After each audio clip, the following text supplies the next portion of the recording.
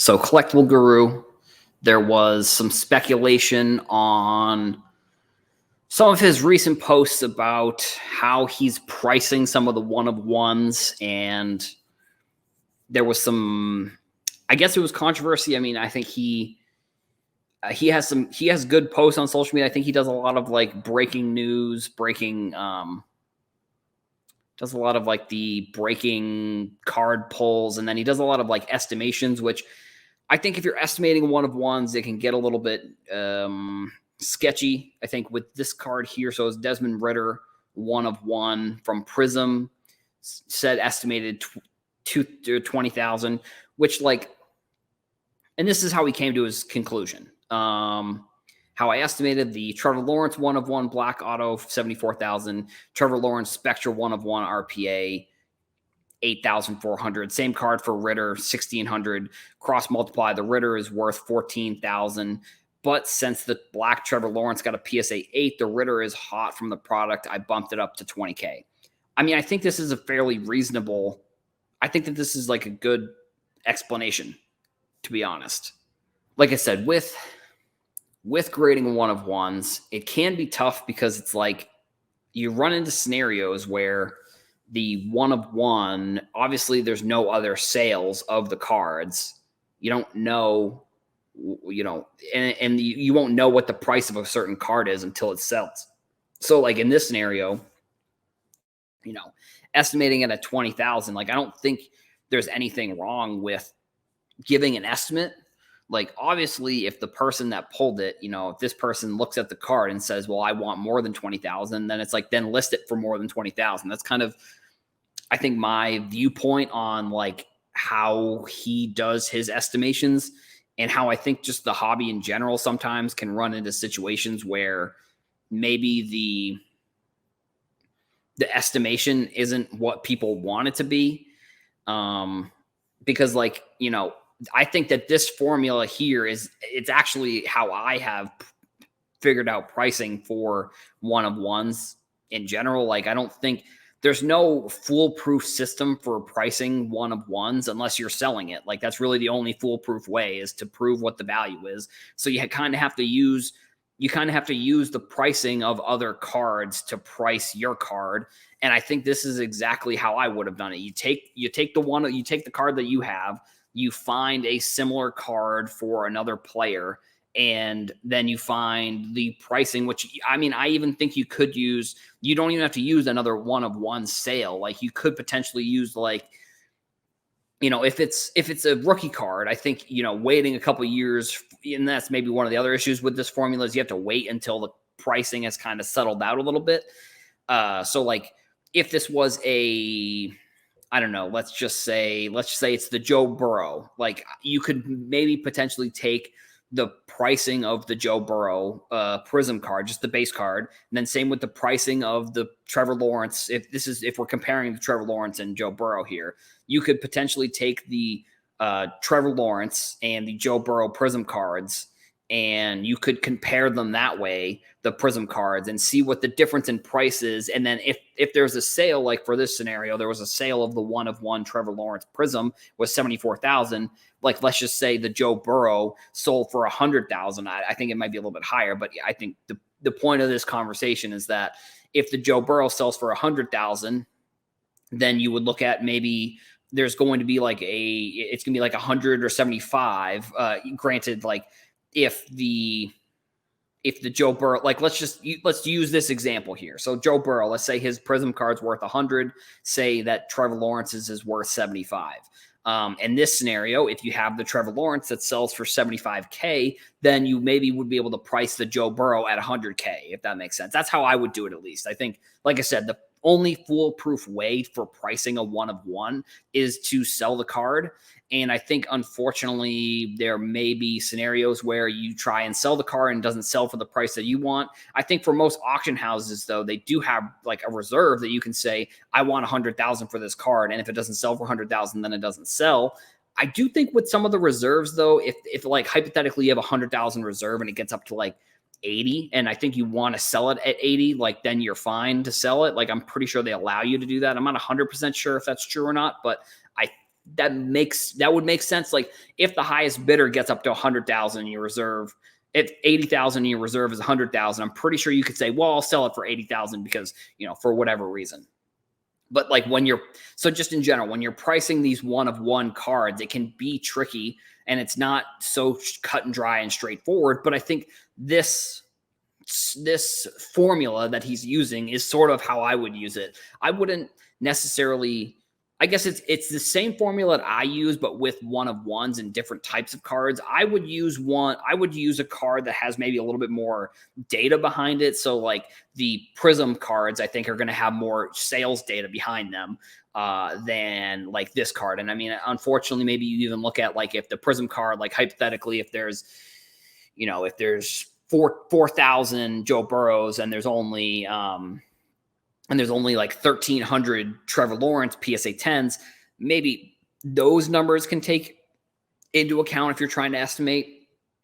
But if it's like a raw auto, like I know a question that I get on TikTok occasionally is like, if they got some random one of one or they got some random autograph and they don't know how to price it because there haven't been any sales, I would just find, and if we're talking about cards, not specifically Prism, or we're talking about cards that are kind of in another random set, that's the formula I would use. I would look at the base price of like any set between the two players. So like the base, like, and I think a scenario that I found, like a lot of, like one question I think I got like a couple months ago was like, I'm trying to find the price of this one of one Bryce Harper, and I don't know how to find it. I would take like Bryce Harper's Topps Chrome or his Topps base rookie PSA 10. I would take Mike Trout's rookie PSA 10, but you could use any player in this scenario. I would just look at other players that have cards in that set and see if that card has sold. Like I had a Alex Bregman one of one. It wasn't a rookie card. It was just like a one of one like letter patch that I sold that came out of 2019 Topps. And the way that I did it was I just found the other players in that set and I saw what their pricing was. And then I looked at the rookie cards of the players in that set that also had cards selling. And I kind of use that as a formula to figure out what the price of this one of one could be. You always have like a high end, in my opinion. I always usually set my cards a little bit higher than I would like to sell them. And if someone accepts the offer, that's great. If it comes down to a point where I have to send offers that are a little bit lower than I'd like, I'm okay doing that because in some scenarios, like that is just what you have to do if you are trying to sell your card, even if it is a card that you want to sell for higher. Just some scenarios come down where you have to sell your card for less than you want because of opportunity costs, essentially. Like if you have a one of one Bryce Harper card and there are only hypothetically 10 buyers for that card, like if one of the 10 buyers wants to buy the card and you don't want to sell it for the price, you're taking one of the buyers out of the market completely. And if those other 10 buyers if they don't want to buy that card, then you're kind of running the situation where no one is going to buy it because they don't want to or whatever. I think it's kind of a scenario. I talked about this previously with like Prism versus like National Treasures. Like the Prism card, you're going to have many more buyers than you will National Treasures. Also, just because there are more of those cards compared to National Treasures. Like with National Treasures, if you're looking at like one of the number to 99 RPAs, there's only 99 of those cards in general. And then you add on the fact that some of the cards, depending on the player, are selling for 10,000, 100,000. Like, so you take that number of buyers and you decrease it because, like, sure, everybody would love to have one of those number to 99 National Treasures RPAs. But like, if the price is $100,000, let's just say there are, let's say there's 500 people that would want one of those National Treasures RPAs. At the price of $100,000, maybe there's only 5 or 6 people that can even afford that price. So they're not going to go and be able to buy that card. So you're dwindling the market a little bit. And then you also have to look at the scenario. It's like, who's in the market for the card right now, but that you're trying to sell it. So there are selling certain cards can be a little bit more tricky when it comes to like timing, price of the card, who wants the player, like when the card is being sold, all of those things. So like, with this formula that I think, Eric put together, I think it's a fairly good kind of I think it's good in terms of like how to figure out the pricing of a one of one. And I think it's good that he's kind of putting this formula out there as well, because, there was another card that was recently he posted about that he said it was about 12,000, and there was people that were saying that was a little bit low. So I think, figuring out what the pricing of the card, figuring out being, I don't think he is somebody who is just making up pricing of cards. But I think this is all, I think that this specific example is showing people that, he's not, I'm putting the tweet in the chat if you want to take a look as well. I think he's showing his thought process behind how he's pricing these cards, which I think is very smart, because that's sort of part of his content strategy is pricing some of these one-of-ones. And if it's low, then, unfortunately, maybe you put it up for sale and you put a reserve on it and you say, if it doesn't sell for at least 15,000, like in this scenario, the $12,000 card, if it doesn't sell for 15,000, then I don't want to sell it because that's what I want to sell it for. But like I said, you have to look at opportunity costs for a card like that. And I think he actually even uses this as an example here. He said the Trevor Lawrence card got a PSA 8 and the Ritter is from a hot product, so it's bumped up. So he said he's cross multiplying these numbers to come out to this 14,000. But since it's coming out of Prism, he's saying it's more like 20,000, which he's almost got 20,000 views on this, which is kind of funny.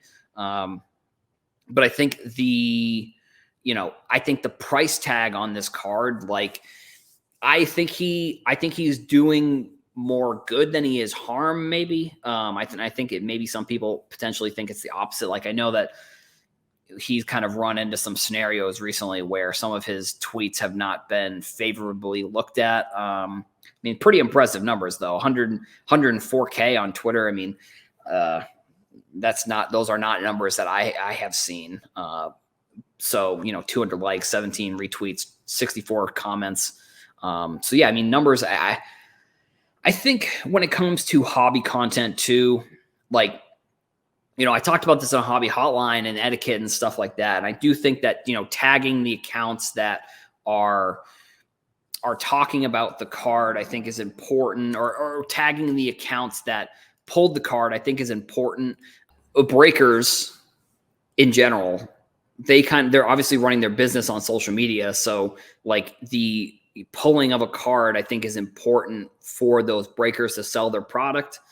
I don't necessarily, I'm on the fence if I like that that's sort of how breaking is marketed in general, because I think it's sort of selling false hope in a way. I think I get that it's, I get that that's how breaks are done essentially, but either way, yeah. So I think when it comes to this type of formula with one-of-ones, with cards in general, I do think it's tough. And I do actually commend Eric for putting himself out there here and saying that, like, this is what he thinks the value of the card is worth, because I think that he's really one of the only people that I've seen do that. I'm sure people could show examples of other people saying what cards are worth, but like, I think putting the formula, which is something that the formula I have used when people ask me about random one-of-ones and autographs and stuff from sets. I think this formula makes a lot of sense. And then even, I guess it's sort of hard to calculate the extra, he's saying an extra 5.5K here because it's coming out of Prism, which I guess I agree with. There isn't a mathematic formula for this last part, but for all of these numbers, I think that it clearly shows that there's mathematics that go into selling some of these one-of-ones, whether you agree with the math or you don't agree with the math. I think the one great part about sports cards is, like, if you don't agree with somebody, you can say that you disagree. And, I think the one thing that it kind of also reminds me of is like the backyard break situation when because he was actually, now that I'm thinking about it, he was the person that kind of put together a lot of the information on the math behind like the backyard breaks, pulling like all of these crazy one of ones, which I don't know if it's maybe serendipitous or if it's a coincidence, but like since he put out this data, I haven't really seen as much, crazy pulls from them. I don't know if that's necessarily on purpose, or I don't know if it's whatever, or if they're not marketing, or if it's whatever. But either way, he put out the data behind that, how probable it was for them to pull all of these cards and the probability of them pulling all of these cards. And it's one of the great parts about social media and sports cards is that there's so much data behind a lot of the stuff on social media that, you don't have to, if you don't think he's correct, you can then, you can do the math yourself. I think that's also kind of a scenario that people maybe overlook or don't think about it either. But yeah, so I mean, those are kind of my thoughts overall, I think, on this, the pricing of one of ones, and this one specifically. Like, I'm glad that Eric put out this information because I think it's important. I think it's important for transparency within the hobby. I mean, I think that's one of the things, in my opinion, that I'm hoping we're going to see a lot more of going forward, is transparency within everything within sports cards, whether it's, selling or buying or grading or all of these things. Like, I think that there are tons of opportunities for people within sports cards to just be more transparent about everything. And it's going to help the industry because you're going to have people come in. I think there's kind of like a combination of people that are coming into sports cards. You have people who maybe they're new to reselling, or maybe they're new to the buying and selling of stuff, and they don't really understand some of this stuff. And then you have people who maybe are going to come in, and maybe you're going to have people that come in that maybe have a little bit more of a background in this type of thing. And this information is going to be available for them to look at. And they're going to, look at it and say that it's going to be more trustworthy, I think, in a sense.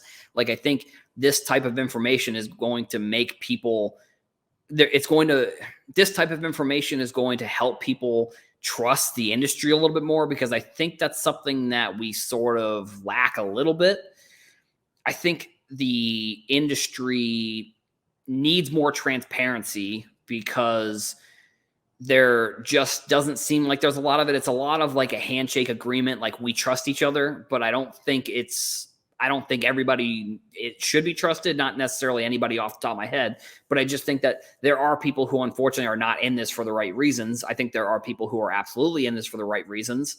So I think, like, in this scenario, this is just an example of data that's being shown that's going to help new people coming in that maybe are looking for the pricing of this. And it goes back to like in 2018, 2019, when I was getting back into cards, like finding articles about sports cards and content about sports cards was kind of hard because there wasn't much of it.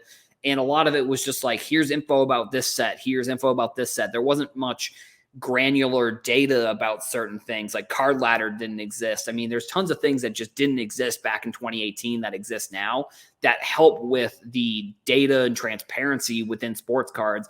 And that's something that I think a lot of people will be interested in the future. And I think I'm going to keep, this is a saying that I'm going to keep using, and I'm going to keep saying it because I think it's the truth. I think right now we are writing the story of sports cards. We're transitioning from like publications, Beckett Magazine, talk to Dr. Beckett on Hobby Hotline, but we're transitioning from like written stuff, stuff in magazines, stuff on like, in newspapers, stuff along those lines, to like online articles and social media. And it's a big shift, I think, for the industry. And I think we're writing the story of what's going on in sports cards right now, that I think 10 years down the road, there may be a documentary or there may be something that's put together that's going to show sort of what we were doing and what the industry was like. And it's all being written on social media. So you can either, be a part of it, or you can participate in it, or you can talk crap about people on social media and all that kind of stuff. But I think, 10 years down the line, I think it's going, I hope that people look at some of the stuff that's being produced favorably. That's the word I'm looking for. Because I think that there are scenarios where that's not the case, unfortunately. Like, we have like scandals with trimming and all that kind of stuff. And, I think that's sometimes that's what articles get written about also, because it's, it's drama and it gets clicks. But like, I also think that there are people on social media that are doing good content and producing producing the information that's going to be used in the future down the road, that's going to be important for people who are trying to learn about the industry and learn about the history of the industry. And on a daily basis, people are writing the story essentially. And I hope that, I hope that I'm a part of that eventually down the road, if that happens. But I just think, like I said, in general, I think right now we're writing the story about what's going on and what the industry is right now. And I think that's pretty cool. And I think that's sort of content and what's happened on social media over the past few years is, it's going to help people down the road learn about the industry quicker. It's going to help all that kind of stuff.